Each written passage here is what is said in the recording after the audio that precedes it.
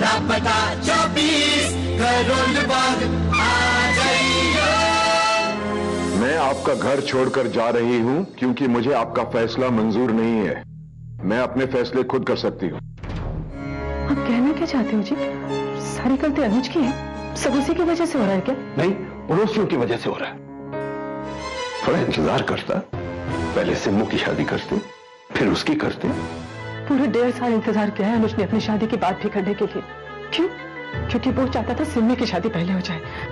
अगर दूसरों की तरह उसकी शादी भी वक्त से हो जाती तो ऐसा हो ही ना होता।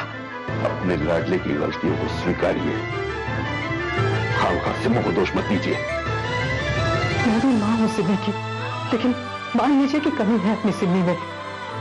ज्यादा मोटी है, ऊपर से पता नहीं कितना पढ़ लिख गई है। 30 की होने वाली अभी तक कुंवारी बैठी है।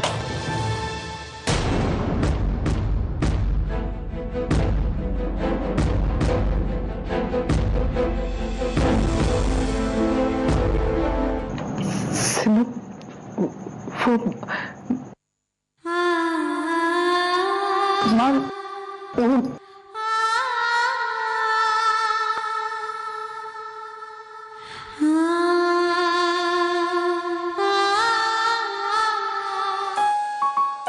क्या कर रहे हो तुम? कुछ ढूंढ रहा हूँ, बहुत ही इंपॉर्टेंट है। खाने से ज्यादा इंपॉर्टेंट कुछ भी नहीं होता।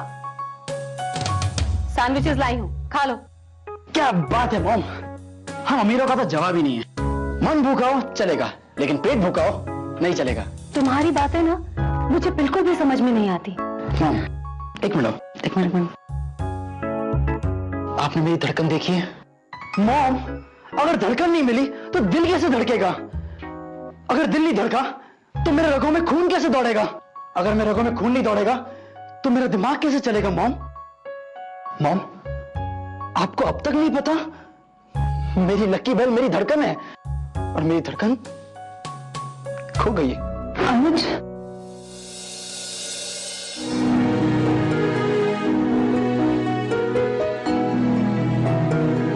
अनुज बेटा,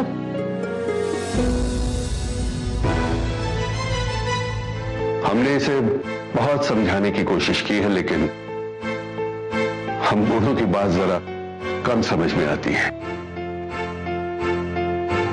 तुम जानते हो मैं क्या चाहता हूं,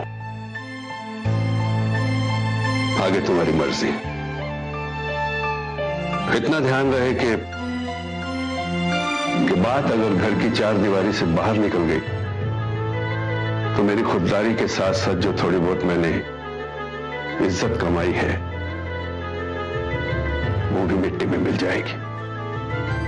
मैं करोल बाग का एक मिडिल क्लास फैमिली का सीधा साधा लड़का हूं जो स्कूटर चलाता है, बैंक में नौकरी करता है और मां के हाथ का बना हुआ खाना रोज टिफिन में ले जाता है।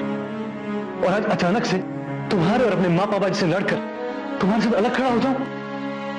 मतलब तुम मुझसे शादी नहीं करोगे? बिल्कुल करेगा।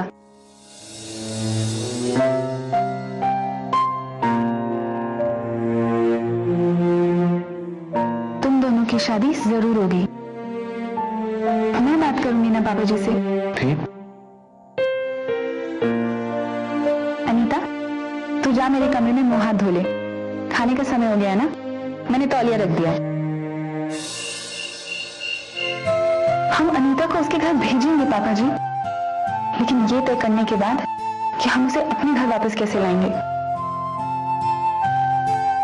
ये शादी होनी चाहिए पापा जी। कैसे होगी बस यही सोचना है। बेटा जी, ये सब काम हम सबको मिलकर करना है पापा जी। सिर्फ उन दोनों की जिंदगी नहीं, हम सबकी खुशियां जुड़ी हैं इस रिश्ते से। और आप ही तो कहते हो ना पापा जी कि हर परेशानी का हल अपने स्वार्थ और अहम को अलग रखकर शांति से बैठकर सोचना चाहिए।